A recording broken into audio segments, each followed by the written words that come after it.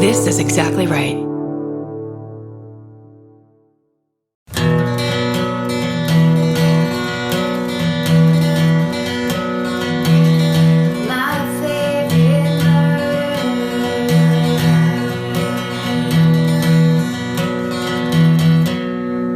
Hello. Hello. Welcome to My Favorite Murder. This is a podcast. This is a podcast about true crime. And there's some comedy elements. You're going to freak out. You won't believe it. You won't believe your eyes. You won't believe your ear holes. That's Georgia Hardstark over there. That's Karen Kilgariff over there. Me. You. What do you have for me, Karen Kilgariff? I'm trying to figure out a way to make this beginning more stilted, and I think we're doing it. That was our goal this week, guys. We said, usually the openings are kind of stilted. And awkward. But let's turn that up to 11. That's everyone's favorite part. That's why nobody skips anymore. That's right. Because they're like, this beginning is making me sweat. They're getting good at making me uncomfortable. I think I need to start by not listening to whatever you just said, and by realizing I need to make a correction. Okay. But the correction is from the last minisode. Okay. I believe, yes. Because we were talking about what book you would take if somebody asked the icebreaker question. Yes. What book would you read? No, that wasn't the minisode. That was the Q&A episode. The Q&A episode. I filed it under minisode in my mind. So it was the last... But it was on the day of the mini-sode, right? No. So it was the last episode. It was a special... Oh, it was a full-on episode? Yeah. Oh my God, I have to listen to this podcast. I bet it's good. You'd be surprised. You'd be surprised what we're getting away with. So the question asked was, what book would you read if you could only read... Or what book would you pick if you could only read the same book over and over for the rest of your life? And you said Da Vinci Code. I said the Da Vinci Code. Now... It's been haunting me since I said that. So this is you're correcting yourself. Well, I don't know if even I can correct it because it already happened. I did it. I said it. You know it. I have an idea. Okay, let's record you answering that question again, and we'll have Stephen edit that part of you say into the last episode. Okay, so but there's already people that have heard it. There's already people that have talked to me about it. It's too late. It's never happened. It's too late. And here's what I want to say. Okay. As I was thinking about it, what I thought was it's the perfect example of what my mind does when I go into status overwhelm. So that moment and moments like that, like when people ask you these icebreaker questions at parties, and like if they're book related or band related or fashion, something that could make you feel bad. And it's not fair because if they're answering it, then they already have their if they're asking it, they already have their perfect smart person answer. That's exactly right. So they're like, it's like, rubbing their hands together going, what book would you read? Let me hear how stupid you sound right now. So then my brain scans the mental bookshelf in my mind. All of the spines are blank. There's nothing to be read. It's just blank journals. Yeah. And you can't pick one of those. It's all my old journals with like half written Chinese food orders written on them, and poems. So I just went into a full panic and acted as if a bad detailed book is better than a beautifully written book, which is fucking crazy. But it was me trying to like simplify and fix a problem that didn't even exist. Because no one's going to be like, no, you're wrong. Because you're like, yeah, no, I'm wrong. But this is what I'm going with. I'm wrong and I'm choosing the wrongness. Whereas if I could re-answer that now, and I'm going to, I would pick I think my favorite book I've ever read to date is a book by a writer named Colin McCann, and it's called Let the Great World Spin. And it's a bunch of different stories that lead up to the day the guy walked across the tightrope between the two World Trade Center towers. Wow. I love books that are different stories and then you find out at the end how they intertwingle. Yeah. I wasn't going to just keep going. We didn't have to, we could have ignored that. But the word intertwangle is the best. I think I was kind of thinking of a tightrope and how it, you know what I mean? And then it intertwangles right together. That's the word proclensity and intertwangle are now my new words that I've made up. Yep. And then I am fucking sticking with. Your trademark is underneath him. So anyway, anyone who has right now, if in your mind, piece of trivia, you have my favorite book is The Da Vinci Code. Sorry, Dan Brown, we're not doing that today. Please replace it with Colin McCann's Let the Great World Spin. And I think really what I need is on Icebreaker questions, no matter where they're asked, I need a 4-day hold so I can really give answers that I From now on, we'll write down essay answers. I'm sticking with Middlesex by Jeffrey Eugenides, but that's really because I obsessed with that book. Talking's not going great for me so far. It seems like your words are intertwangled today. My brain just is twangly today. It's so twangled. I want to read a quick thing. Do it. I got an email from someone named Eric with a K, and it says Cheese Days episode 139 response. Georgia, Karen, and crew. I just listened to episode 139 with Georgia's story about Athens, Wisconsin. Remember how we were talking about how you want a cheese parade? Yes. And this was the creepy family that there was, the whole family was murdered except Coons family. Yes. That was intense. And they live the one son worked at a cheese factory. So we talked extensively about what a small town parade for Abraham Lincoln would be like. I think that's what it was. Yeah, and then we'd throw cheese curds out the... Okay, I live in Monroe, Wisconsin, about 3 hours south of Athens. Your description of your theoretical 4th of July celebration had me laughing because this was an almost perfect description of my town's biannual Cheese Days festival. Yes! This festival takes over the entire town and is such a big deal that they can only have it every other year.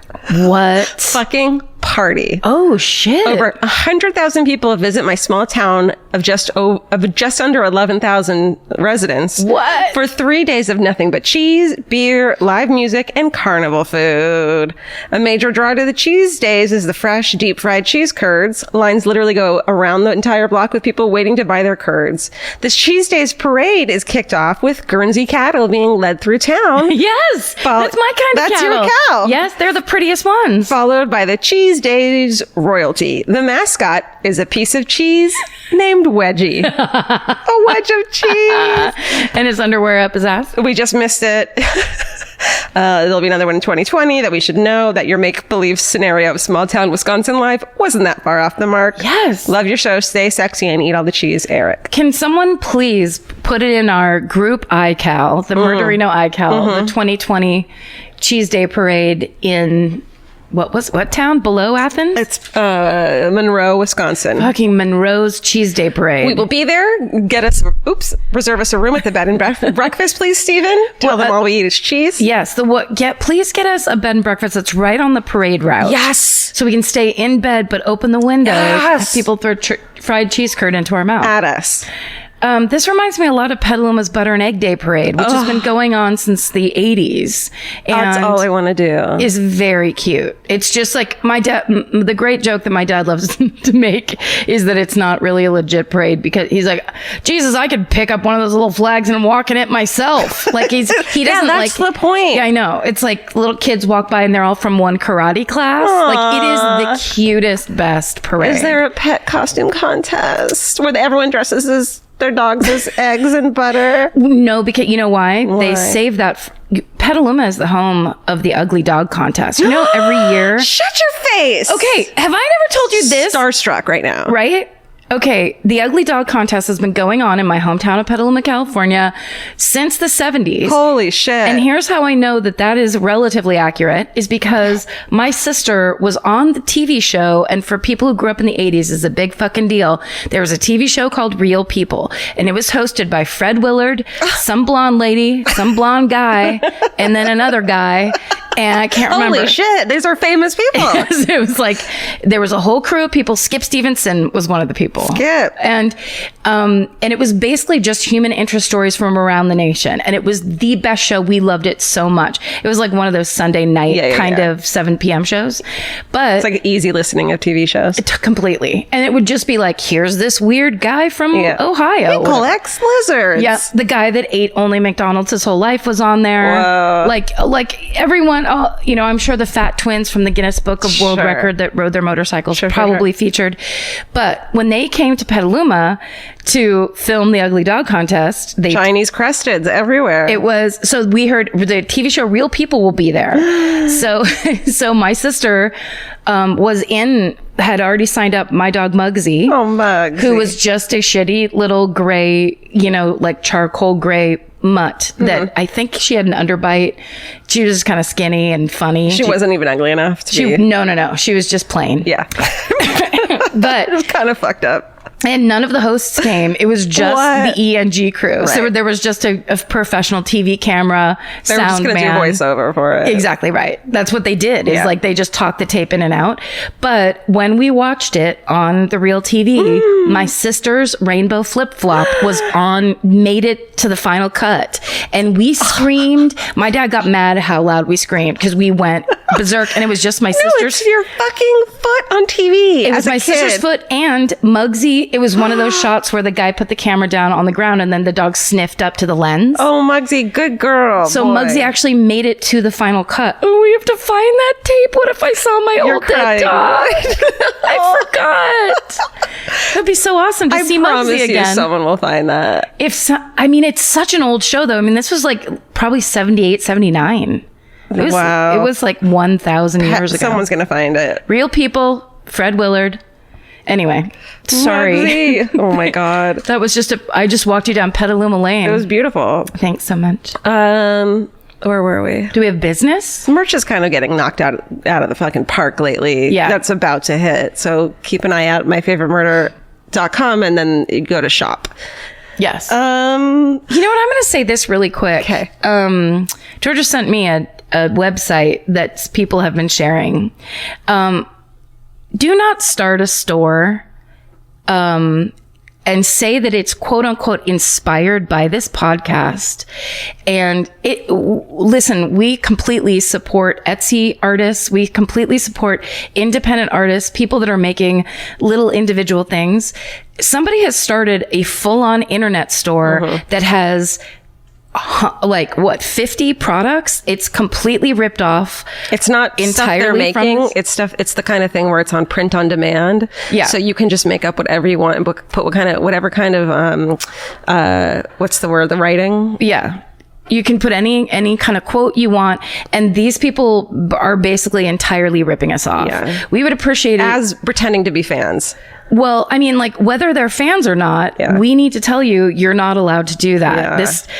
We let people do it on Etsy and stuff like that when it's like individual people, who are like, I make this cross stitch for you guys. I make this, I make that. And like creators. We love that people are doing that. You cannot start an internet store of our merch without permission or talking about it. Yeah. That's you're ripping us off. Yeah. And that isn't inspired by. No. That's stealing. Yeah. So you're not allowed to do that. And we understand there's people that are going to we're going to get this will make waves because people are like, hey, we thought we were all going to, and it's like, no, that the artist people and they know who they are because we talk to them and they're listeners. And we repost their beautiful stuff on our Instagram account. And we love it and we want people to make money off this to a degree. You cannot open a store of our merch. It's not allowed. Yeah. That's it. We're about to leave for New York. Let's I know. Is Georgia first or am I first? Who was first? Oh, Steven doesn't know. Well, because we did a Q&A last week. Yeah. So what happened the week before? Yeah.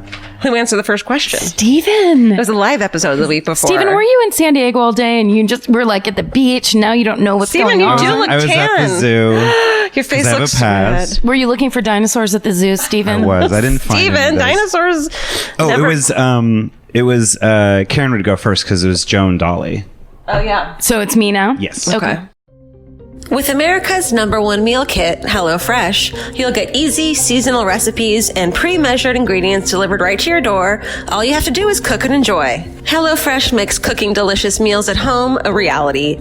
From step-by-step recipes to pre-measured ingredients, you'll have everything you need to get a wow-worthy dinner on the table in about 30 minutes. Say goodbye to endless grocery store trips and takeout. HelloFresh has you covered. There's something for everyone, from family recipes to calorie smart and vegetarian, and fun menu series like Hall of Fame and and craft burgers. HelloFresh has more 5-star recipes than any other meal kit, so you'll know you're getting something incredible. HelloFresh is flexible and it fits your lifestyle. Easily change your delivery days, food preferences, and skip a week whenever you need. Break out of your dinner rut and make deliciousness part of every week with HelloFresh.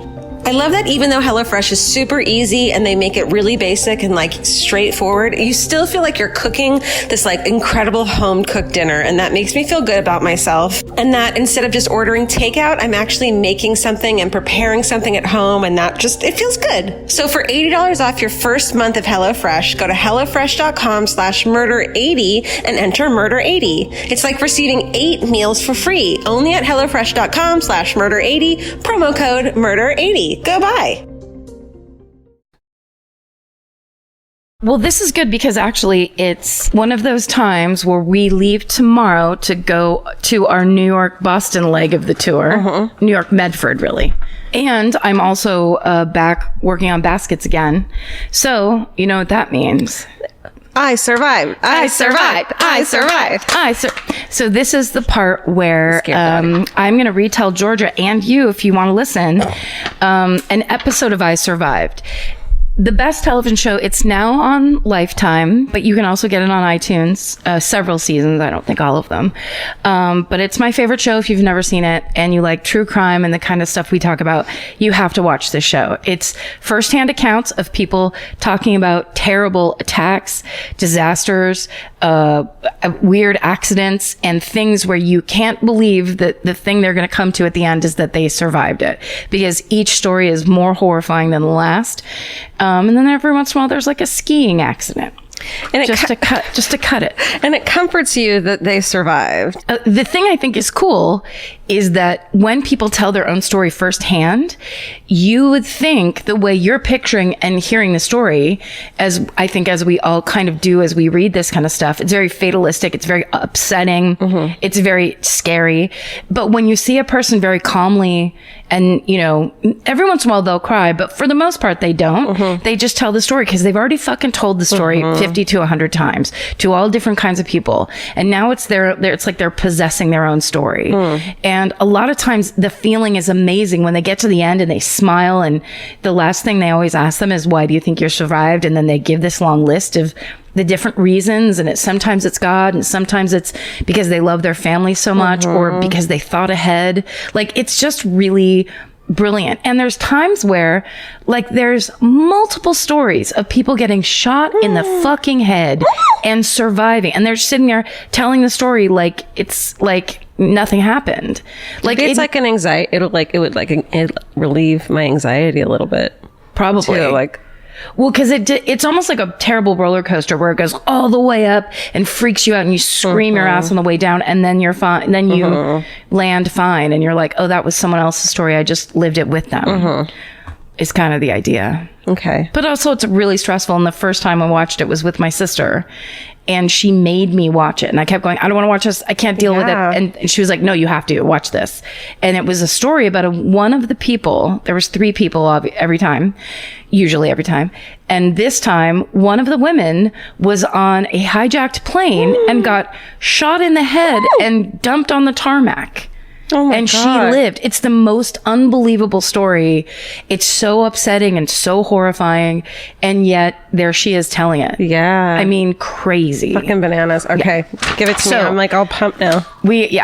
This is why we love it. And this is one, I just keep trying to think when I'm in a pinch and I'm like, okay, what will I know that because there's a bunch of these I've seen a bunch of times.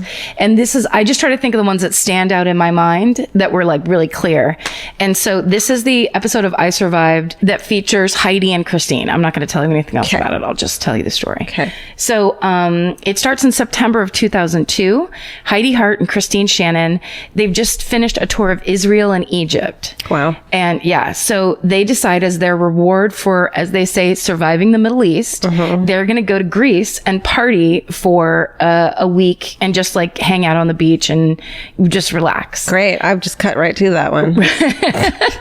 They saw the sights. I would love nothing more than to see the pyramids in real life. Yeah. That would be fucking amazing. Yeah. So anyway, they spend 2 days in Athens, and then the idea is they plan on traveling all around the smaller islands. So that's basically the rest of their trip, which is 5 more days. So they decide they're going to take the 5 o'clock ferry called the Express Samina to the island of Paros, which is located in the central Aegean Sea. I don't know anything about the world, so I looked up Greece on a map. And it's so crazy. It's like Greece kind of goes like in this, like a misshapen crescent on the top. And then there's just all these islands, just a ton of islands all through the sea. And so you basically kind of like, there's Mykonos, and then there's, this one, Paros. Other but ones. There are so many of them, but it's that amazing blue water. Yeah. That's like, looks like a movie. Yeah. And, most of those little islands have those whitewashed, buildings. Yeah. Like everything's white with blue doors, flat roofs. It's amazing looking. My cousins went there. I'm very jealous of them. That's amazing. Okay. Also, did you ever see the movie Summer Lovers? If we're going to talk about things from the 80s. No. Well, I highly recommend it to you and all murderinos. It's a film with Peter Gallagher and Daryl Hannah. Oh. I think they're supposed to be like in their mid-20s and boyfriend, girlfriend, and they go to Greece for summer. And they love. And to love each other. But then this fascinating, I think she's French, woman shows up in the picture, and basically I think Peter Gallagher convinces Daryl Hannah to have a 3-way with them. There's just a lot. Don't trust Peter Gallagher. Yes. Everyone in Hollywood knows that. Once you see those eyebrows, you know that you're in danger. This movie was on HBO one night when me and my cousin Nancy were sleeping in my Aunt Kathleen's front room when I was probably 10 and she was 12. And Nancy and I didn't get along because she was 2 years older than me, but she was the youngest in her family and I was the youngest in my family. So I drove her fucking crazy. She hated my guts. But my older sister and her were best friends. Classic fucking move on my sister's part. But for some reason, my sister either had already gone to sleep or wasn't in. So suddenly me and Nancy are watching this movie and we're like, holy shit. This is not for us. No. And we know that it was like our bonding moment of like dirty movie. You have to be quiet. We cannot get caught. And also like full on sex scenes where both people are naked. No dick, but like, it was mind blowing to me and thrilling. And Nancy, I'll always remember you. For that exact moment. Is she okay? Is this her eulogy? She's just a mother of 2 grown children in the South, and she hates you to this day. And she can't hate me anymore because I have secrets like how we watched Summer Lovers that night.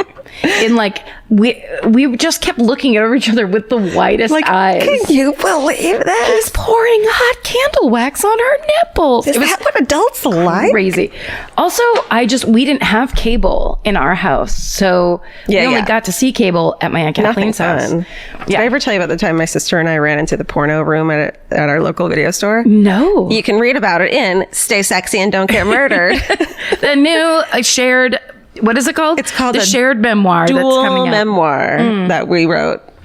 Pre-order it on Amazon or wherever the fuck you buy books. Anyways, we ran into the dirty section and... Was there a man in there? I don't remember that, but we got in a lot of trouble. I bet. It was great. How long were you in there, would you say, seconds-wise? So just a few seconds. I made myself stare at one video. So I'd be like, because I was like turning in circles, being like, oh my God. I was like 8. I think I was like 8 probably. And my sister and I were doing that. And I looked at one cover and my sister did too. And the one that I saw was called Naked with Shoes On. And it was just like this hot young girl and she was naked, but like had her like LA gears on. And I was like, wow, that's a good adult thing, sexy. And my sister saw one that's Naked with Shoes On is like, it's like emergency nakedness. That's like something, your house blew up and you just got knocked onto the front lawn. It's like that or naked from the waist down. it was just like something's happening. That's bad. And the one my sister saw was like a naked lady on a the cover was the naked lady on a chaise lounge lying out, and it was called Sunny Side Up. And both of us just at 8 and 10 we got in so much trouble, but it was fucking worth it. Lee, what's up?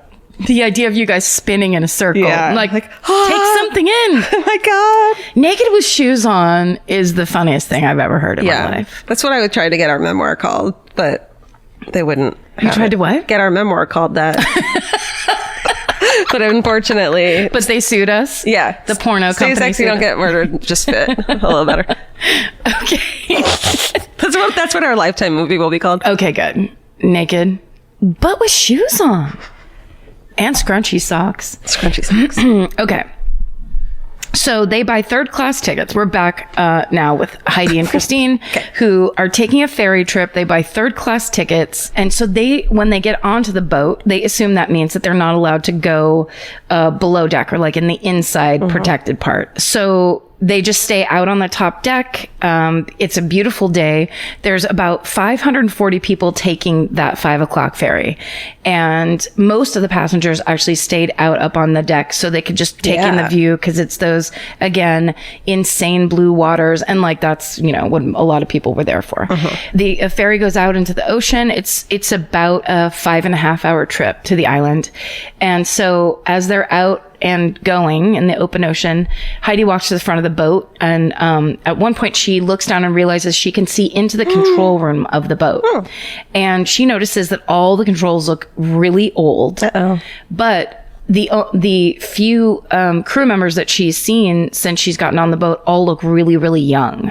So that kind of weirds her out. And then, but the biggest thing is that there didn't seem to be anybody around. There was no one in the control room, and there wasn't really anybody around. And so she actually said at one point, she turned to Christine. This is Heidi. She turned to Christine and said, "Nobody's driving the boat. I guess we're on autopilot."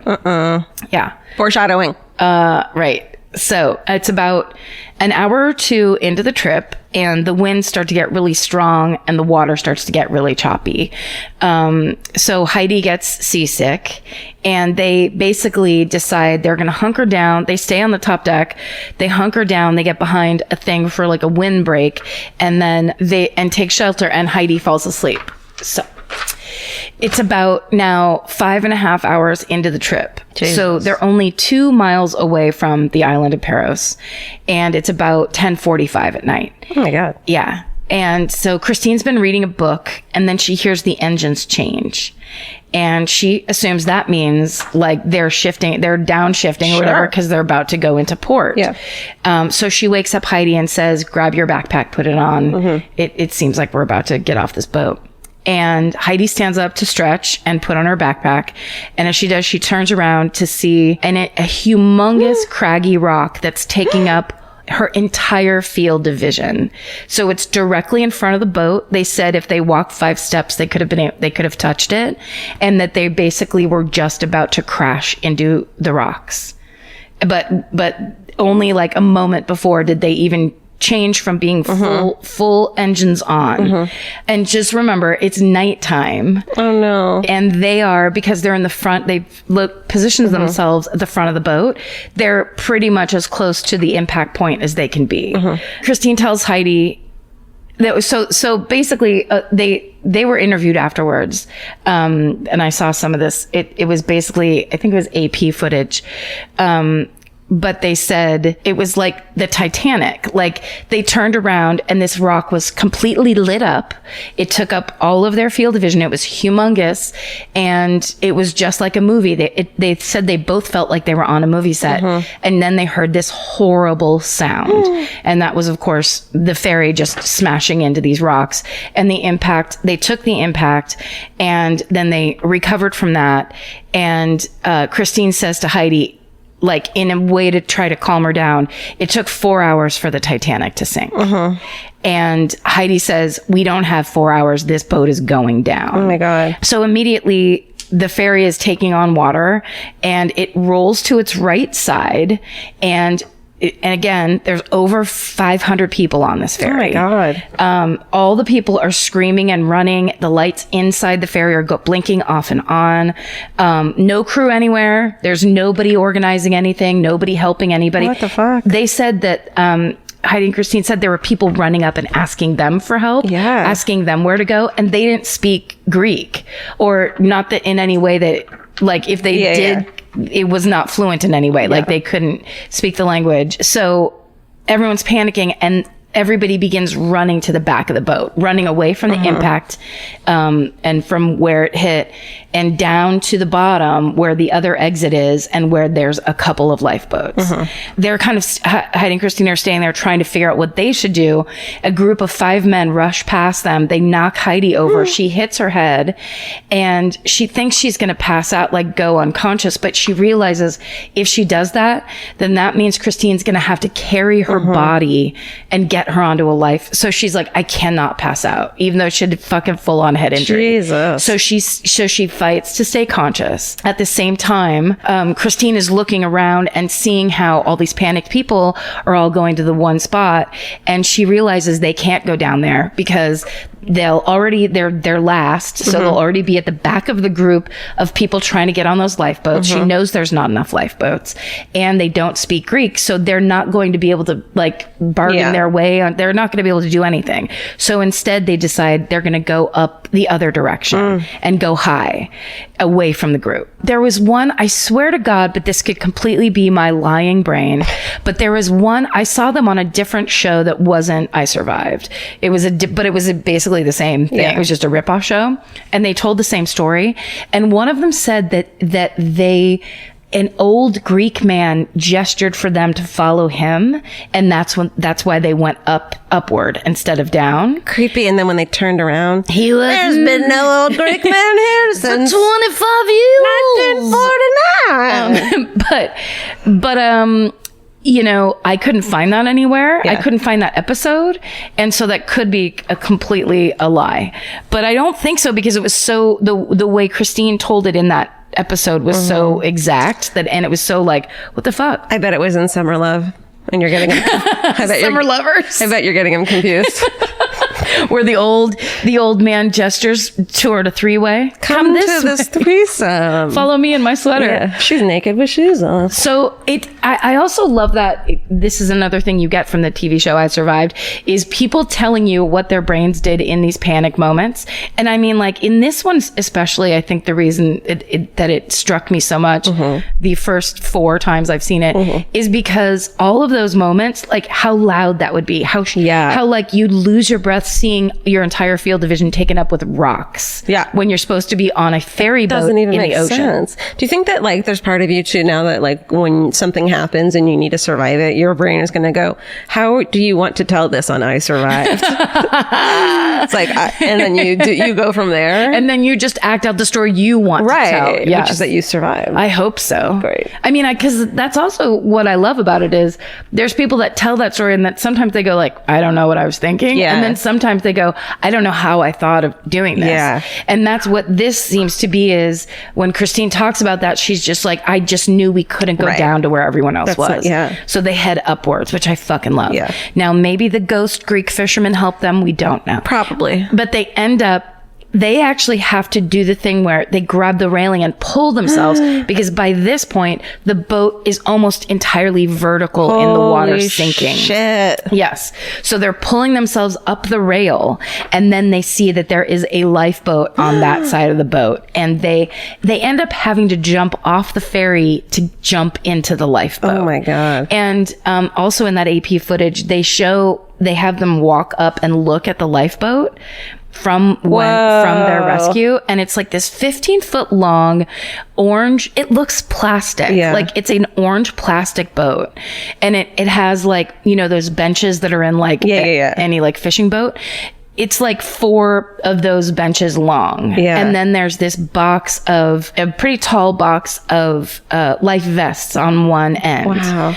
And and the whole thing's orange. The whole thing's life vest orange. So they jump into this boat. They're 60 feet above the water. Shit. Yeah. So it's, you know, They're basically jumping down when they jump into the lifeboat. Oh, so it's being lowered. And they're like, that's our only chance. So they jump off the ship into the lifeboat. The lifeboat hits the water and basically begins to fall apart. The bench Heidi's sitting on collapses. Great. Her foot goes through the bottom of the boat. No. And then the lifeboat starts taking on water through this hole in her foot. So she was trying to keep it covered. Yeah. But also then they're trying to reach into that box of life jackets and pull as many out as they can so as many people can put on life jackets as possible, because they don't know, the water is crazy choppy. It's really windy. They don't know what's going to happen. So, and I think it was Heidi described that the box was really tall. So after a while, they can see that there's still more life jackets in the bottom and no one can get down to them. So there's a couple like left at the bottom because it's just fucking like designed poorly. Yeah. The waves at this point are 15 feet Holy high. Shit. And the lifeboat keeps getting smashed into the side of the ferry. Yeah. Because it's just sitting there. Yeah. So they put their life jackets on, and one man that's in the boat behind them shows them how to turn on, there's emergency strobe lights on all the life jackets. And then they turn them all on, and then they look out into the water, and one by one, they slowly see these emergency strobe lights, and there's just people floating out in the water. Oh my God. Another one of those moments where it's like when you're in like this disaster and these bizarre visuals, like would these just memories. Freak the fuck out of you.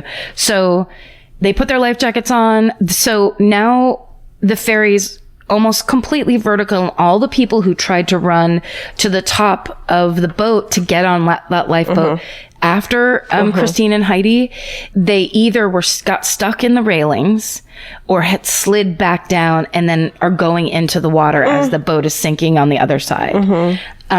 Which I think Heidi is the one that says she was just watching people either try to hang on or just sliding down and falling in. There are one or two other lifeboats in the water at this point. So I honestly think that these lifeboats are built to hold 12 people. That's what it kind of looks like. But they don't look sturdy at all, like from that one clip I saw. So they start seeing people swimming toward them because they're one of the only boats. And man in the water reaches out, and Heidi reaches out and grabs his hand and grabs him, and the people on the boat start in broken English saying, no, too many people, you can't get him.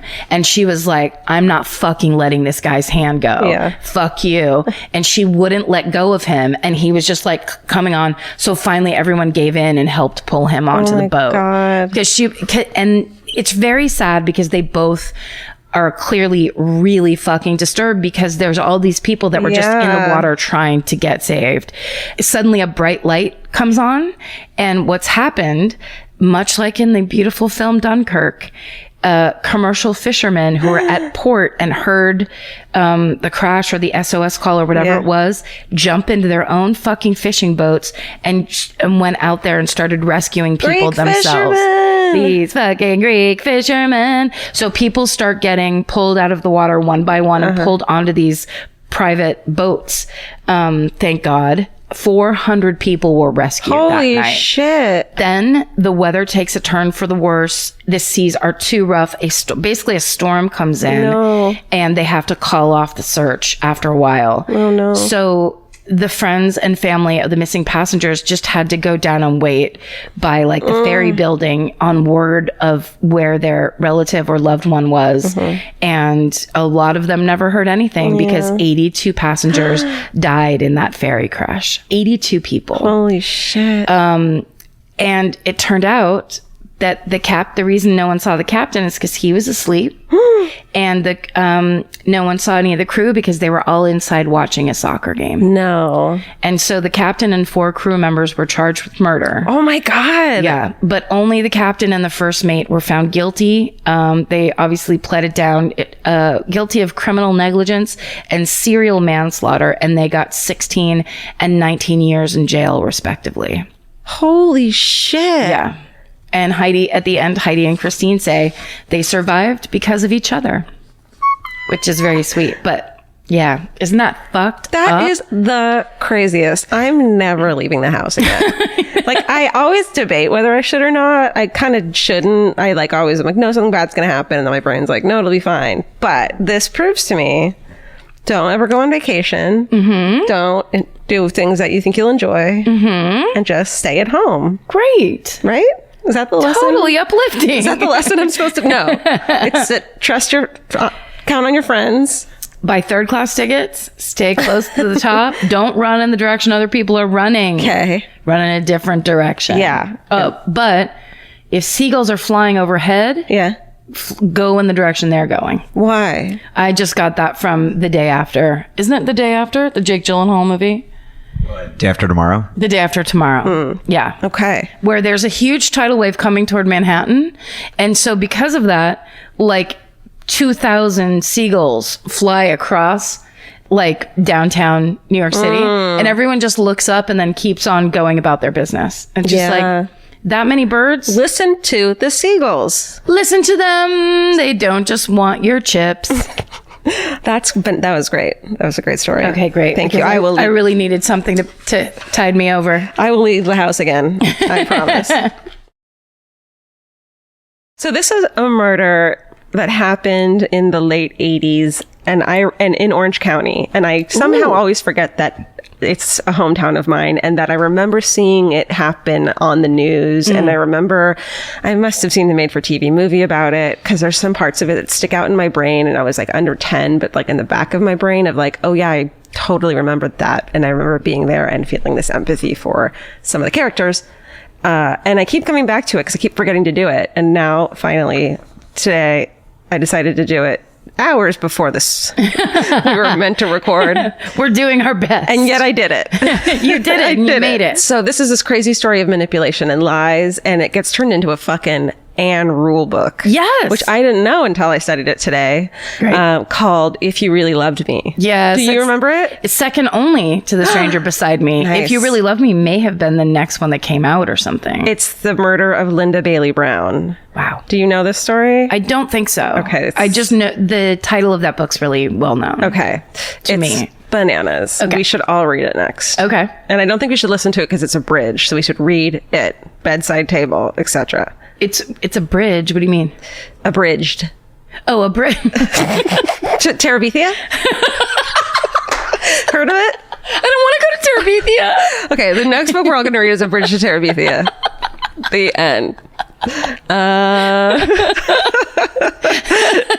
The fact that you had that book like right in hand is so awesome. Thank you. Mm-hmm. Okay.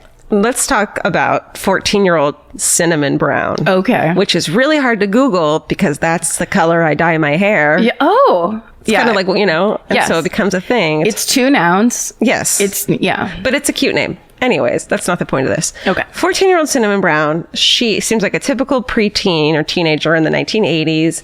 She's pretty. She stays out of trouble for the most part. She's really likable, has friends, you know, things like this. Yes. In the 1991 made-for-TV movie, Love, Lies, and Murder, she's played by Moira Kelly. Yes. Do you know her? Moira Kelly is from the ice skating movie. Which one's that? It's Is it the ice skater and the guy who plays... Top? No, that's the one where they do the... oh, yeah. And that was filmed at Petaluma. I'm not kidding. What's it with called? Sylvester Stallone. Wrist wrestling competition. Yeah. Is that what that's called? Yeah. Or arm wrestling. Arm wrestling, right. We call it wrist wrestling. That's silly. But you made the movie, so you should know. You know the rom-com where the guy is a hockey player? Yes, that's the one. Yeah. Yes. Moira Kelly's the girl in that. Okay. She lived in Garden Grove, which Stephen knows we in Orange County call Garbage Grove. Okay. Not for any reason. It's actually a really lovely suburb, but what a great name to call it. Yeah, that's a good slam. It's very Garbage Pail Kids view where you're just kind of doing a slight twist. Right. You'll remember it from a Sublime song, etc. Of course I will. You, Karen. Yes. Because you know the whole catalog. I write the lyrics out in my notebook. The Notebook, that's your favorite book? Yeah. That you would only read? Okay. All right. It's quiet suburb in Orange County. She lives there with her dad. He's a 37-year-old super wealthy computer businessman, whatever that God, that means. Sounds young to me. 30. I know. It's like people having children. It's younger than me. But he's like a grown-up, too. Like, if you've seen photos of him, he's played by Clancy Brown. Yes? You mean the owner of the Krusty Krab? Yeah. Yes. Yeah, from SpongeBob. So he was in Pet Sematary 2, which was what they in the trailer for this made for TV movie that go, and from Pet Sematary 2, like that's his major credit then in 91. But then I went and looked at his IMDb, and he has done so many fucking voiceovers. Like, that's his thing. Yes. Right. But he's also a great actor. Yeah, he's like one of the unsung actors. Character actors. Yeah. He always plays a sheriff. Yes. Type of guy. Right. So he's the dad. He's 37-year-old David Brown. He's a computer wizard. He had been a millionaire by the time he was 32. Like, Shit. This guy, he lives with, so Cinnamon lives with him and his new wife, 23-year-old Linda Marie Brown, played by Catherine DePrume. She's in Fire Walk with Me, Twin Peaks Fire Walk with Me. Oh. As who? I don't know. Okay. I don't know. She nailed it. She got into two things. Pretty blonde woman. Okay. So, but still, did you say 24? 23, and he's 37. Yeah. Right? And that's very Orange County in that era. Yeah. Maybe. Like the divorce, right? Right, that's true. Second wife? Nope. Fourth wife. Hello, Clancy Brown. What's going on? His fourth wife at 37. I think it's their fourth marriage. His fourth marriage, and I think one of the other marriages was to her. So I love those. Yeah, the get divorced, then get remarried. Yes. That's pretty special. It's so dramatic. It is. And what a waste of paperwork. Lots of money, too. So Linda is David's fourth marriage. His first marriage was Cinnamon's mother. That had ended in infidelity when Cinnamon was 4. And so she had kind of been back and forth between her mom and dad since then. And Linda, the wife, had met David when she was just 13 or 14 years old. Ooh. Yeah. And he was in his early 20s. So Linda was living at home with her abusive alcoholic mother and her 10 fucking siblings. No. Which isn't a thing in Orange County either, unless you're Mormon. Right? That's very 50s. It's like, yeah. Because did you say it's the 80s? It's the 80s, yeah. Yeah. That's rare. Being from Orange County, I don't think I knew anyone. There was one Mormon family that had 5 siblings, and everyone else, we were weird for being 3. Yeah. It's doesn't happen. Yeah, we had one family but it's Catholics. Yeah. But that's very old school Catholic. Yeah. So David sweeps in, and he's like a knight in shining armor. He provides the family with food. He kind of acts like a father figure. He takes care of everyone, and he throws his money around, impresses the alcoholic, abusive mother. Nice. As only a sociopath can do. She's real tough to please. Yeah, because you know how hard that is. Yeah. So David tells the mother that he's dying of colon cancer. He only has 6 months to live. He's really weak, so he's having a hard time around the house. Can Linda, her 13, 14-year-old daughter, and another one of Linda's little sisters come help around the house, his house. He'll pay them for help out. And the mom's like, great, I'm an alcoholic. I have a ton of other kids to worry about. Yeah. Get them out of here. Great. So miraculously, though, David beats the cancer that he never had. Jesus. It's a very special place in hell for the people that claim to have cancer and do not. No, totally. Insane. And by then, Linda, who's 15 at this point, is madly in love with David. They're having a sexual relationship at this point. Oh, shit. Yeah, so he's in his late 20s now. She's 15. That's pedophilia. And Linda's in love with him. So finally at 17, she gets permission to marry David. And let's see, they get together. Linda moves in with David and brings her little sister Patty to live with Cinnamon, who now lives with her dad, David. Okay. And Linda. So Patty is 2 years older than Cinnamon. Okay. And Cinnamon had been struggling with her parents' divorce. They admittedly used her as a pawn between the two of them to get back at each other. And Linda, the wife's now 23. She had just had a baby girl 7 months before named Crystal. Okay. So does that all make sense? There's a lot of girls' names. Yes, I think so. Patty's the little sister. Cinnamon is the original daughter. Yeah, she's the youngest. There's a new baby named Crystal, which makes it what, 1986? Hang on now, with a K. No. Absolutely with a K. Come on, that's such a period of time. Orange County. That's right. What up, Crystal? What's up, Crystal? And all crystals with a K across the nation. Yes. What up? Hi, gals. So, all right. So that's where everything stood in the early morning hours of March 19th, 1985. Wow. Here we are. Really close. 4 years old, like 20 minutes away, sleeping probably. Yes. Let's hope. God. When Cinnamon woke up in the middle of the night, so she's 14, wakes up in the middle of the night, walks into her stepmother Linda's bedroom, where Linda's sleeping alone. David's not there. She points a .38 caliber gun to Linda's chest and shoots her point blank with 2 silver-tipped bullets. Oh my God. Yeah. 14-year-old Cinnamon. I was trying to guess. You were wrong. It's not. No, that wasn't in there. Yeah. Police are called and they get there and find David, the father, who at the time of the shooting had been at a local convenience store. It's confirmed by the store clerk that he was there buying comic books and prepackaged fruit pies, which abso-fucking-lutely, sign me up for that. I mean, yeah, that's what a convenience store's for. Right. And so he's standing there with his wife's younger sister, Patty, who I think is 17 at the time. Mm-hmm. And Patty's holding the baby. They're both distraught. Patty's saying, David said, I got home. Patty told me she heard some gunshots and she's freaking out. I'm too scared to go in the back bedroom and look what happened. I can't go back there. I peeked in and I saw Linda's arm hanging off the bed and some blood, but I'm too freaked out to go back there. And so they take Linda. She's still breathing. Oh. They pack her up and take her to the hospital, but she dies pretty quickly after that. Yeah. From the gunshot wounds. And Cinnamon is nowhere to be found. Officers scour the neighborhood and they can't find her. They call her friends to see if she's with her friends. Friends are all fucking shocked to hear about this because to them, and to Cinnamon's mother, this is not like Cinnamon at all. She's a sweet, kind, funny girl. She's obedient to her father, who she adores, and just like is such a huge fan of her dad's. They said that Linda and Cinnamon seemed to get along, so they don't know why she would shoot her stepmother. And also that she seemed a lot younger than her 14 years. She was kind of not immature, but what's the innocent child? Yeah. Wow.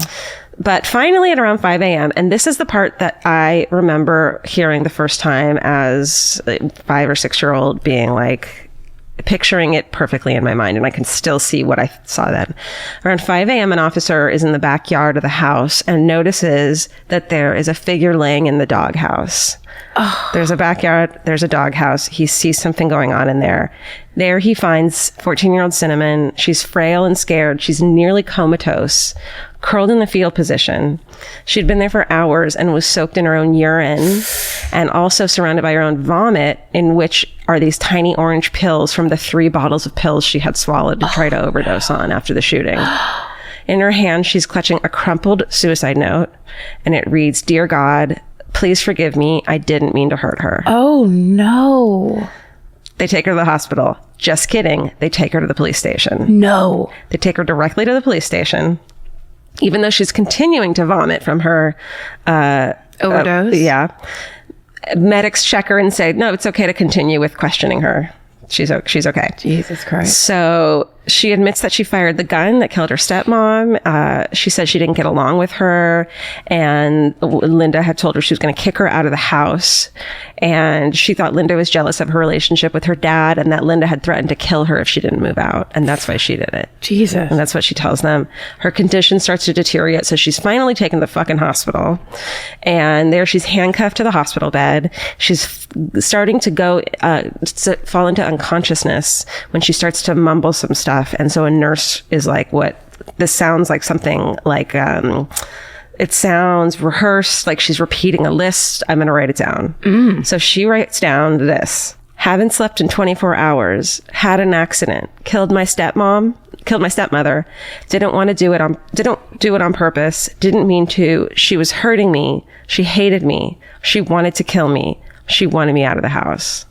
And then she falls into unconsciousness. Ugh. But she does survive and she's okay. So according to David, her dad, Linda, the stepmom, and Cinnamon had gotten in a fight that night, as they often did. They often bickered. And Linda had sent Cinnamon to where she stayed and like slept and hung out. There was like a travel trailer in the back. I don't know, like an Airstream kind of a thing, I'm assuming, where Cinnamon slept and lived because the house was so small. She'd come in for food and like to use the bathroom and stuff like that. So Linda had sent her to her trailer, and so David and Linda had continued fighting. He stormed out of the house, which is why he was gone when this thing took place. And when he finally got home is when he found Patty saying that something happened, that Linda that she had heard shots in Linda's room, and that Cinnamon had also tried to shoot her because there was one bullet in Patty's room too. So there were 3 shots. Shit. But when they questioned David again 24 hours after the incident, his story changes in slight ways that contradict what Patty is saying. And so Patty had said that after Linda had gone to sleep, Cinnamon had come to her with a gun and was like, hey, can you show me how to use this? Which is like, don't do it. What? Right? But she shows her how to use it, doesn't think anything of it, and goes to bed. Let's see. Okay. Of course, this seems totally fucking fishy to detectives, right? Yes. But Cinnamon's admitting everything. She's saying that she did it. She wanted her stepmom dead, but she couldn't give them a good reason why. She just said she wanted to, and she told them exactly what happened. And David did tell them that it fit with her current mental state because a couple weeks earlier she had tried to OD on aspirin, so it was like maybe she was depressed or something. She goes to juvie. She goes straight from the hospital to juvie, and on August 7th, 1985, Cinnamon's trial begins.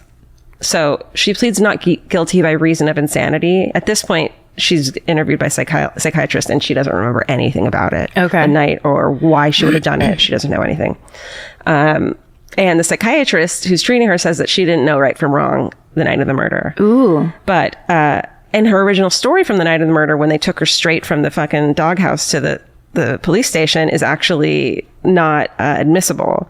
So they don't have that anymore. What they do have, though, is the nurse's testimony and what the nurse wrote down about what she was babbling while she was fucking incoherent, basically. Right. And so the prosecution uses that. And with that, she is found guilty of first-degree murder. Yeah. Her father doesn't show up to her trial. What? She thinks that, maybe he's mad at her for killing his wife, which is like... Sure. Okay. But David does show up at the sentencing hearing, but detectives are like skeeved the fuck out by this dude because he's like smiling and acting like a little kid. His ex-wife is sitting in the chair, Cinnamon's mom, in front of him, and he's like kicking at it, like pulling her hair flirtatiously and shit. And he's just being a fucking weirdo. And they're just like, this is weird. This dude's weird. That's so uncomfortable. Isn't it creepy? That's crazy. Yeah, that's your boy Clancy. Way to go. So Cinnamon is sentenced to 27 years to life for the murder of her stepmother, but because she's a juvenile, she's sent to a youth facility until no later than 25 years old. So that happens. Great. Okay. The original investigator on the case with the DA, Jay Newell, had never felt comfortable about this at all. He knew there was something fucking going on here that was more than what Cinnamon was telling them. Yeah. But she was a minor, and so he kind of just kept an eye on everyone. He would put it's like straight up like The Sinner, the first season of The Sinner. I was just gonna say, doesn't it sound like Bill that? Pullman. Remember, she was just like, no, I've just killed him. Killed him. I'm going away. I don't want to talk about it. He's like, there's something fucking going on. Yeah. Like, remember when he was like, show me how to shoot this heroin up? Yeah, that's she right. was like, I don't know how. She's like, I fucking knew it. So he keeps at her, though, and he also continues to visit her in juvie just as like a friend because her dad stops visiting her. Oh, the noblest of cops. I know. The noblest of like homicide detectives. Right. The ones who, the person they're supposed to be trying to get found a guilty charge against, and if their gut is wrong, they're actually they don't trying want to help. to. Yeah, they don't want not. it. They don't want that guilty charge if it doesn't count. Yeah, because normal people with ethics are like, no, we want justice to be served. Right. And we want the right person to be in jail, not just someone to be in jail. Especially if it's a fucking 14-year-old girl. So, and he puts money in her commissary, makes sure she's taken care of and shit. Meanwhile, her dad's rich as shit, but he's not doing that. He's just gone. Yeah. So, meanwhile, Patty and David, the dad, and Patty, the sister of the now dead wife, Linda. Don't tell me. No. They're living together. Okay. So they continue to live together. Baby Crystal with a K is still like, she's taking care of her. The house is falling apart. So a friend of Linda's offers to help come over and like pack up Linda's stuff and take care of some things around the house. I think she's played by, what's her face from Sex and the City? Kim Cattrall? No. Guess another Cynthia one. Nixon? Yes. Oh, yeah. She's played by her, I believe. She notes that Patty is taken to wearing Linda's clothing. 17-year-old Patty is wearing her dead older sister's clothing. She's sitting in what was Linda's chair, and she'd replace all of Linda's pictures with pictures of herself. That's not necessary. You can keep the pictures and then add more pictures. The story reminds me a lot of the story from The Teacher's Pet. Yes. That really great podcast that we should all listen to. Amazing. If you haven't listened to The Teacher's Pet, you absolutely have to. It's from The Australian, the newspaper The Australian. And it's just done so well. And it's one of those things too where it's like, this is red flag city. Yes. But no one ever noticed it. In the 80s, red flag city hadn't been established yet, because if there would be nobody there to raise the red flag, because everything was like mind your own business. I don't want to. Yeah, the fucking 80s were a red flag. They were tough. The whole thing was a red flag. Sorry, can I just ask really quick? Do you remember who played the cop that was trying to be on Cinnamon's side? No, because they don't name the cop's real name. You know what I mean? So I couldn't find this guy Jane Newell. It was like Sergeant someone else. It wasn't right. You know what I mean? And there was multiple. So I bet you could find it. Okay. If Stevens wants to look. Can you? Stevens found it. Oh shit. Well, I was going to say there is a Sergeant Patterson. That's probably him. And he's a Paul Holes-ish kind of looking fellow. He reminds me of a Paul Holes. John M. Jackson. Here's his IMDb. John M. Jackson played him. Who's that? All these people, John Ashton, Nestor Serrano, you've seen all these people on every TV like all show. Character actors from forever and ever. Yes, exactly. Amen. Yeah. They were on like one episode of like, what's the show? LA Law. Yeah. John Ashton, you've seen on tons of stuff. Okay. There's a couple of them. And Nestor Serrano also has been in a million. Okay. He's always the detective, especially if it happens in LA. Yes. Love it. Okay. So, meanwhile, they're all living together. The fucking friend is like skeeved out by this shit. Patty creepy. also gets jealous of this friend when David and her are, if they're ever like alone together. Bad. It's just like, this something fucking ain't right here. She is convinced at this point. She gets the fuck out of there. She's like, I think Patty fucking killed Linda. I don't think Cinnamon did it, but she leaves and sticks to her own business. Right. Because it's the 80s. So, all right, let's cut to 3.5 years of Cinnamon living at the California Youth Authority, fucking what was known as juvie, right? And I remember being really scared of going to juvie in Orange County because the stories I heard from there as a young rebellious teen were like terrible. It was like, you can do shitty things, but don't do anything shitty enough to end up in juvie because you won't make it. Well, also I think people get a very romantic. Teenagers can be very romantic about like, oh, I'm going to get arrested and that's going to make me this and it's going to make me that. And it's like, no, it's going to break your fucking heart. I don't want to deal with the other girls in fucking juvie. They won't like me. There's a lot of hair pulling in juvie. There's a lot of insulting. That's right. They'll be mean. They'll be mean. They'll pinch you. But then they also might make you sad. Oh my God. And what if you have a bond with them? I did go to rehab in Santa Ana with like girls, rehabby, like juvie girls. And were they fun? All lovely, sweet, very fucking traumatized girls. Yeah. And the stories that they told at group were heartbreaking. Even as a 13-year-old, I was like, oh, I better fucking get my shit together. Yeah. They were really sad. Shit. So, beep, boop, bop, bop, 3.5 years in. Cinnamon is now 18 and Jay's been sticking around, our cop dude, and he can sense that she's ready to start talking and like maybe. He stuck around for 3 years? He's just been like checking in on her and shit. Oh, God bless him. Bless his heart. Bless his, he'll be played by Paul Holes. In the movie we're writing about it. So he consents. She's ready to talk about what happened, but there's some. He knows David's no longer visiting, and he is like, I know how to get her to talk, and that is to tell her what's really going on with David right now. Oh no. He's like, once she finds out, she's like, I think she's been covering for David. Yeah. For her father. Yeah. Who she fucking adores and like thinks the sun shines out as fucking asshole. Okay. So what she tells him is this. What he tells her is this. So, well, number one, after Linda's death, David, from the 4 life insurance policies he had taken out on Linda, his wife, got almost $1 million in life insurance money. Sorry, and he already was a millionaire. Yes. And so he'd been living the fucking high life. He had multi-million-dollar homes in Orange County. He was fucking living it up, buying all the sweet shit. In his multi-million-dollar home where he lives, as I said, with his former sister-in-law, Patty, now 20 years old. Guess what? What? Right before Cinnamon's sentencing, Patty and David got married. Yeah, I could see that one coming, even though it was the creepiest option of all. It always is. You sensed it. Yeah. So that's his 6th marriage. His 6th marriage. Second within that family. Yep. Guess what? They now have a baby daughter together. Oh, no. So Cinnamon Brown is like, okay, fuck this dude. Yes. Like, clearly this guy has been using me. I'm fucking talking. She tells authorities that her father orchestrated the entire scheme and Patty was involved in it too. Whoa. She realizes that she's been totally conned by her dad, and she tells him that the truth is that David is a fucking crazy manipulative dude. It's almost like he could easily lead this cult. He was into young girls and he would manipulate them and tell him these crazy things, and he was just really good at that stuff. Total sociopath. He had brainwashed his daughter into believing that Linda, David's wife, was going to kill him. Wait, David convinced Cinnamon that Linda was trying to kill him. Yeah.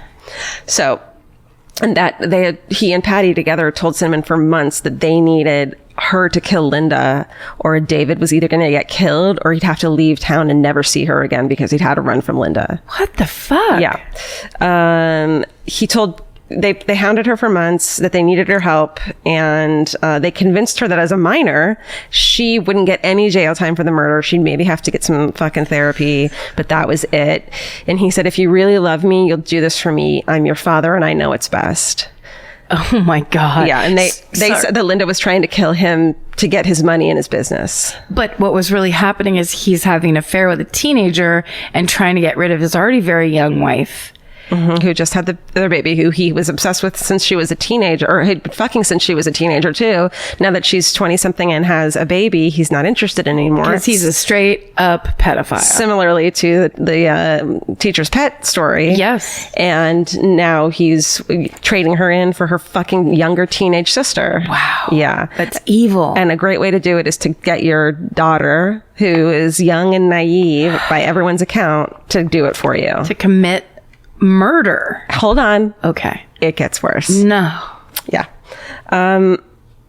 Cinnamon says the night of the murder, Patty told her that she had overheard Linda on the phone saying, like, we need to kill David right away. And so that in the middle of the night, David woke Patty and Cinnamon up and said to them, girls, it has to be done tonight. Oh my God. He originally told Cinnamon that she needs to make it seem like she tried to kill herself out of guilt of the murder. So he says she needs to, once she kills Linda, she needs to shoot herself in the head. Oh my God. But just graze your head so it looks like a suicide attempt. It'll be just a scratch, he tells her. But she says she's too scared.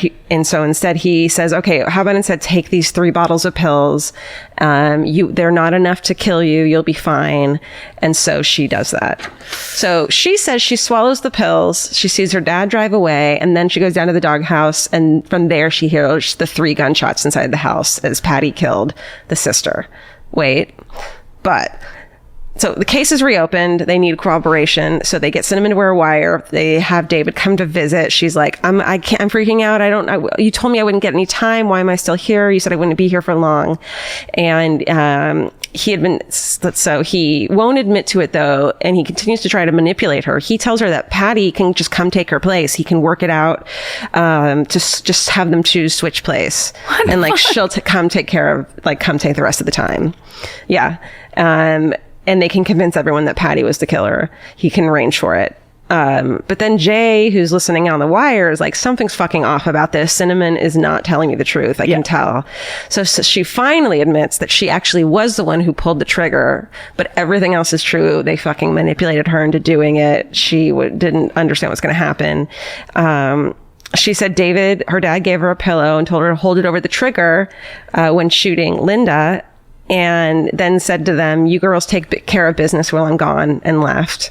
So Cinnamon had gone in, held the pillow up, shot her once, but the pillow had jammed the gun. So she brings it back over into Patty's room and is like, "I don't know what's happening with this gun." It goes off, which is why there was a shot in her room. Oh, apparently like grazing, almost hitting Crystal, the baby.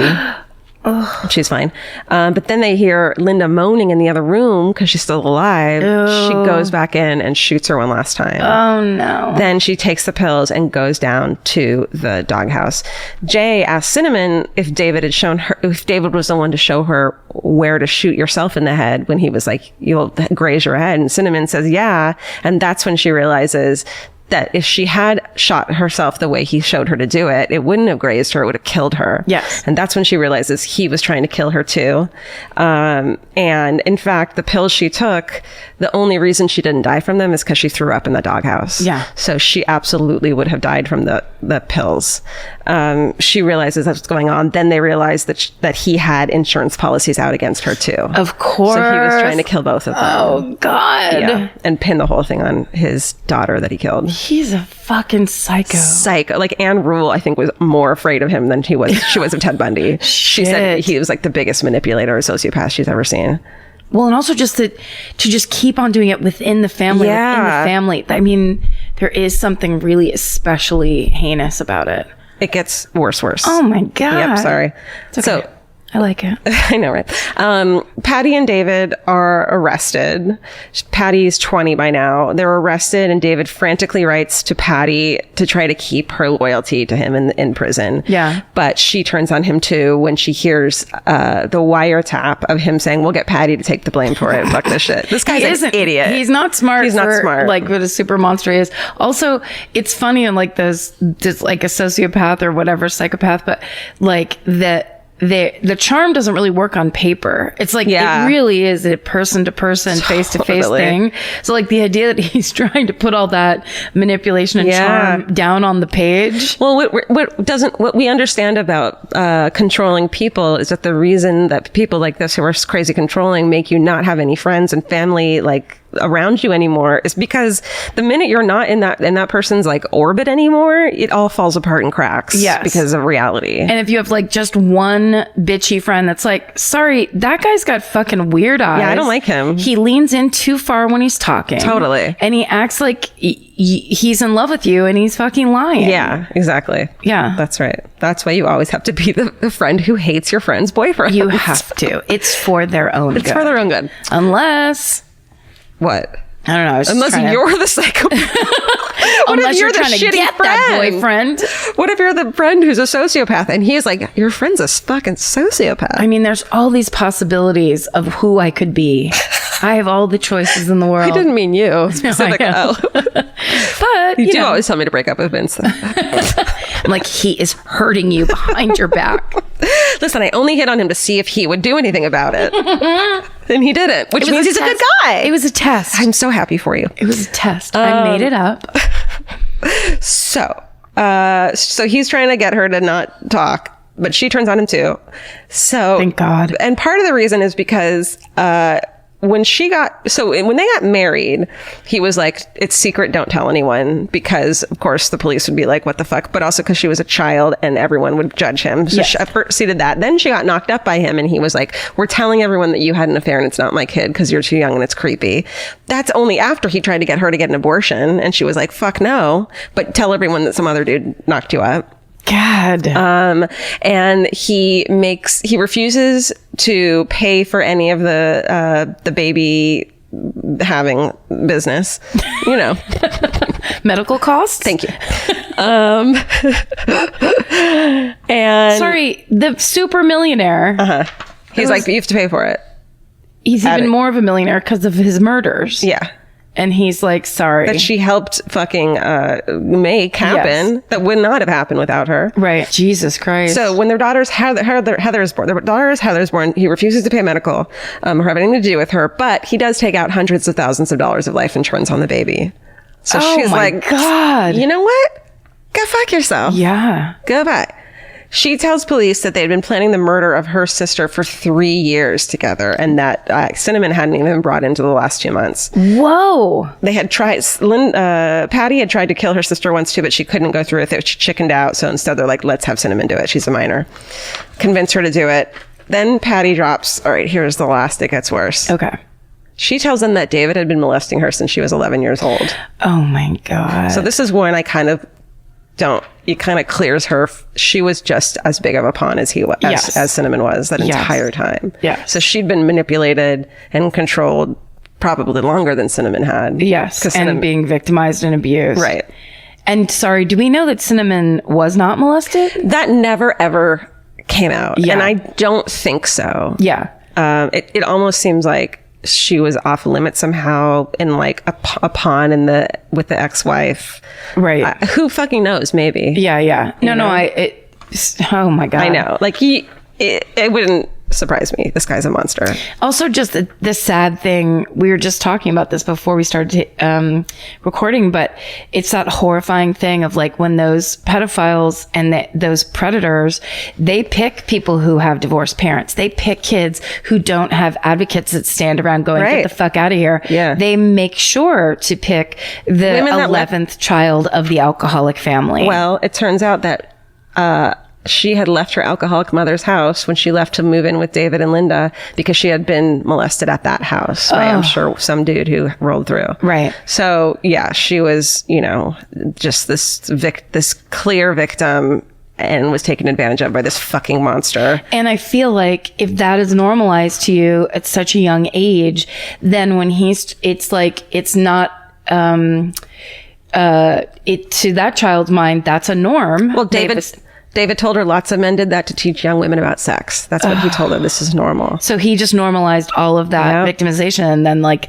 the brainwashing was just the natural next step. Yeah. And she lived in the house with him. There's no way for her to like escape it. Yeah. And he's supposed to be a father type. It's fucking disgusting. All horrifying. Yeah. And then they then at 15 saying like, we need to get rid of your sister because I'm in love with you and I want you to be the wife. Like, so that her obsession of getting rid of her sister has to do with being special, keeping this guy who's been the one that, quote unquote, take care of her and quote unquote love her. Right. Where if you have a life where no one ever loved you or acted like they loved you, then you've got some millionaire with stars in his eyes over you. So it's sad too to think of Linda, the wife, who had no idea. In her mind, this fucking knight in shining armor came and saved her. She had a baby and she was, and she was saving her little sister. And she got to raise Cinnamon, who by all accounts she actually did get along with.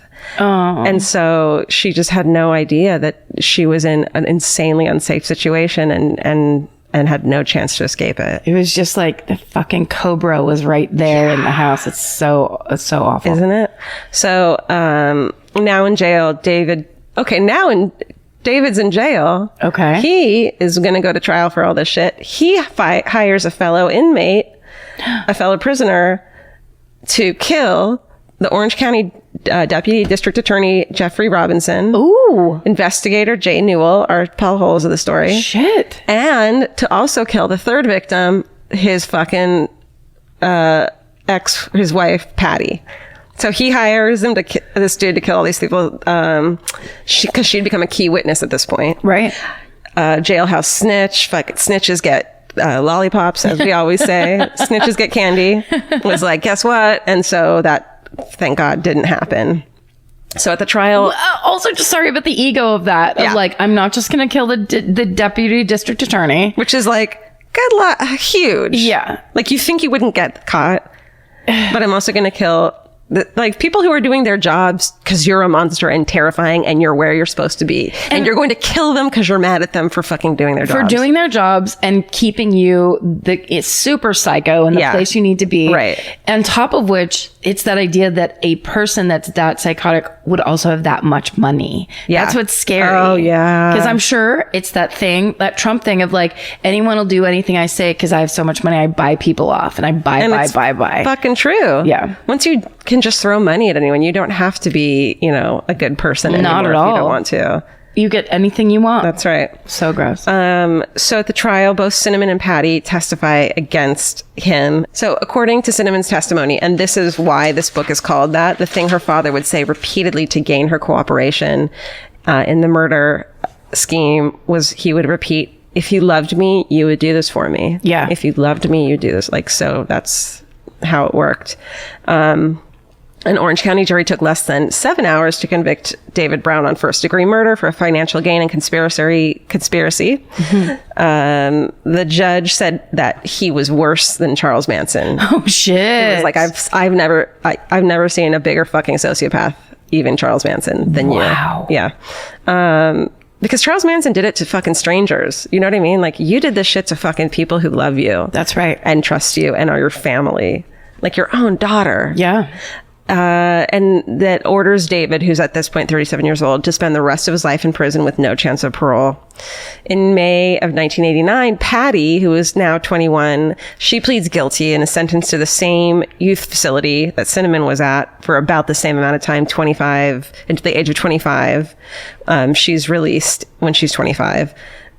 Cinnamon was released in February of 1992. She got paroled, so she was still in there. At 21, she's finally released. So Cinnamon had served 8 years in juvie. Jesus Christ. So both Patty and Cinnamon went on to marry and have children, and it seems like they keep kind of quiet. Yeah. Which is crazy. Yeah. And in March of 2014, David Brown, at 61 years old, died of natural causes in prison. Good. Yep. And that is the story of the murder of Linda Bailey Brown. God damn. Yep. That was every which way but loose. How did I never do that? It's like my hometown murder that I remember from fucking childhood. Yeah, hometown. That's crazy. Dude. God, it was just all the bad things in one thing. He victimized every fucking woman that came near him and his family. Yeah. Jesus Christ. Young I'm girl excited that he manipulated. And I mean, truly like a cult, cult leader mentality. Yes. And really so merciless. Yeah. Just like really just an unrepentant pedophile. Yeah. Selfish, greedy. How fucking many more millions of dollars do you need? Totally. You psycho. It's just so bananas. So let's all read the book. And rule book. And rule books. I'm sure there's just a ton more horrible information in there. Yeah, I bet there is. Yeah. And the end rule twist, which is how she explains things in that loving, motherly way. Mm-hmm. And I think she interviews him in prison too. Interviews him? Uh-huh. Oh shit. Now I have to read that book. Or we can just watch the movie Love, Lies, and Murder. It's on YouTube. It's like 2.5 hours long or some shit. That's I could take that, download that for the plane flight. Yeah, Hey. All right. So, what's your fucking hooray today? I will say this. Now, yoga has gone to the wayside a bit. Totally. But only because I've started my new swimming regimen. I did it all this week, every morning. Karen! I got up in the morning and swam, and thank you. I'm so happy for you. Thank you so much. I know, it felt really good. I don't know. I finally put it together when we were away on the last tour weekend. I was like, I need to do something because this, like, the foot thing is really fucked up. Right. And I just don't feel good. I don't like the way I look. So I want to feel better. And then I was like, I texted my dog sitter because she stays with my dogs at the house. And I was like, do me a favor. Would you just flip on that pool heater for me? Because I was like, why so smart. Spend the money on the thing that's actually going to be like, help you and be, right outside your door. Yeah. And so the first morning it was pretty cold. When I got in it today, it was like cozy warm. How many laps? Because I have a pool I can use too. How many? I mean, I just put on the stopwatch and I just let it go to a half an hour. And you just go back and forth. And I stop and tread water and try to do things with my legs to stretch out the muscle on the back of my leg. Because that's the reason that the plantar fasciitis is so bad. So I just am trying to do a lot of leg work, and treading water. But then I start off with like at least 10 laps of kind of dog paddling where I keep my head above. That's all that matters is you're moving. Yes, exactly. And it's like, and swimming is full body and you can kind of do way more. Like I should say I can do way more than normal because it doesn't feel so like, ugh. And you're not like, I'm sweating. Gross. You can't tell. Yeah, what I love about swimming too is that you can't listen to anything. So it's kind of the zen in your head.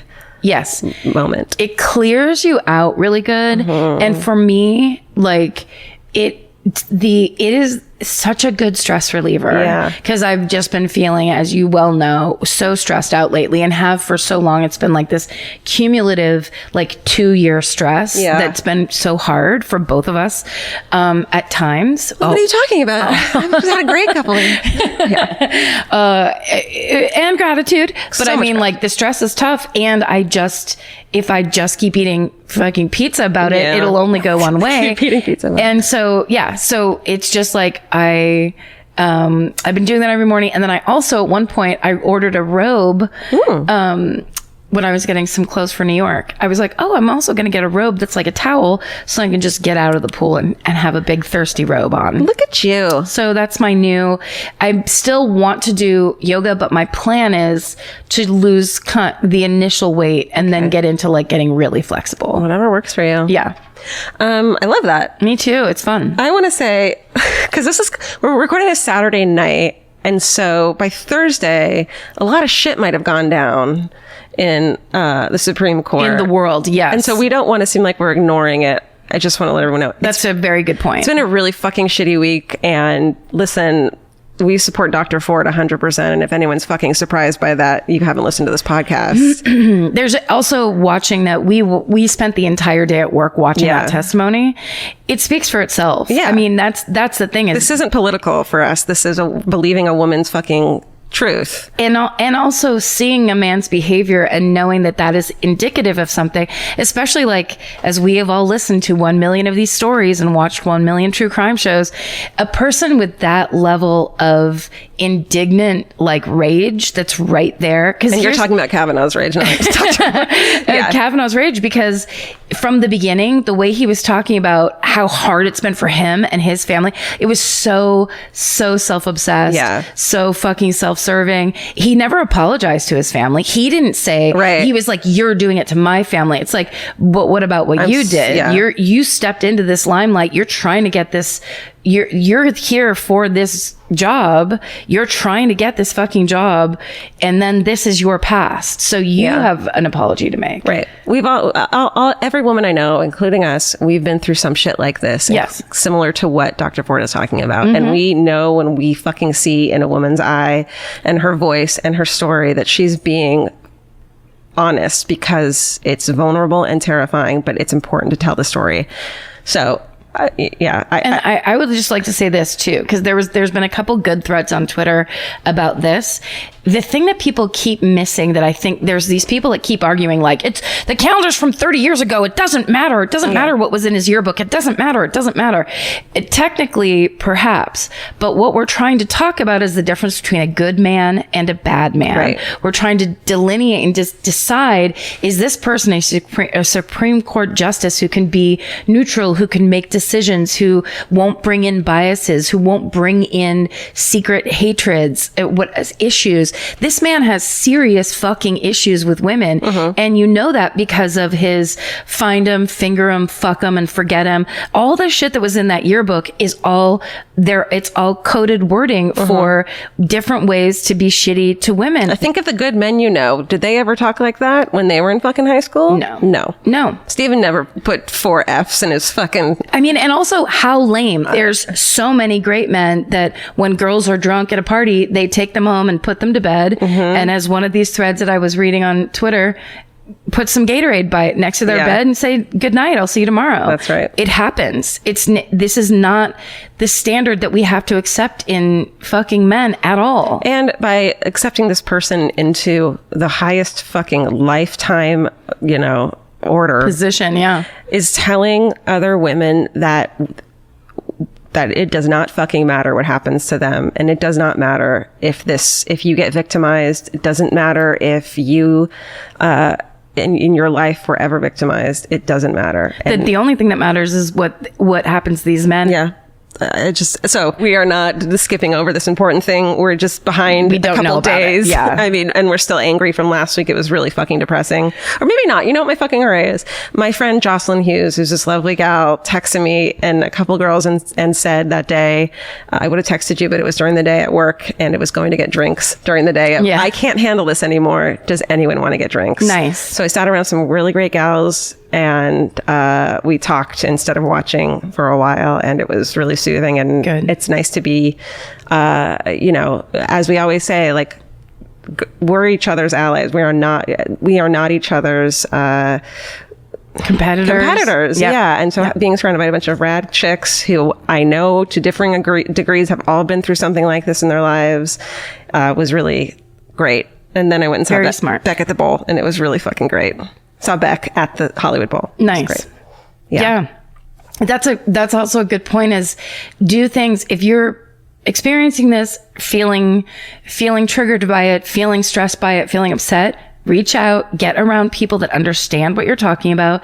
Don't be around people that will argue with you. Mm-hmm. Don't engage or spend time with people that go, doesn't matter, and this is a liberal whatever. Don't put yourself through it.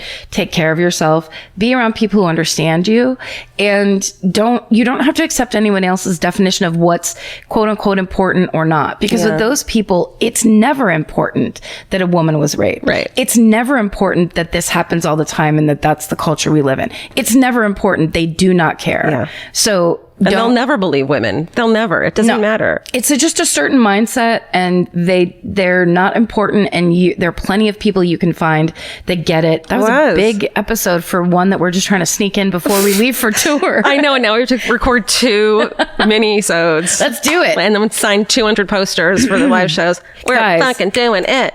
I'm going to open a can of wine. Thank you so much. Thank you so much for supporting us. We're so lucky to be here with you guys, and and we're very excited to be traveling this weekend. We are in New York right now, really technically when this drops. At the Beacon tonight, the night it drops. This very night. Yes. What's up, New York? New York, and, Brooklyn, and fucking Medford. And Medford, Massachusetts. Can't wait to see you all. Thanks so much for listening. Stay sexy. And don't get murdered. Goodbye. Goodbye. Elvis, you want a cookie? Good boy. Cookie? You nailed it. Yeah, you did good.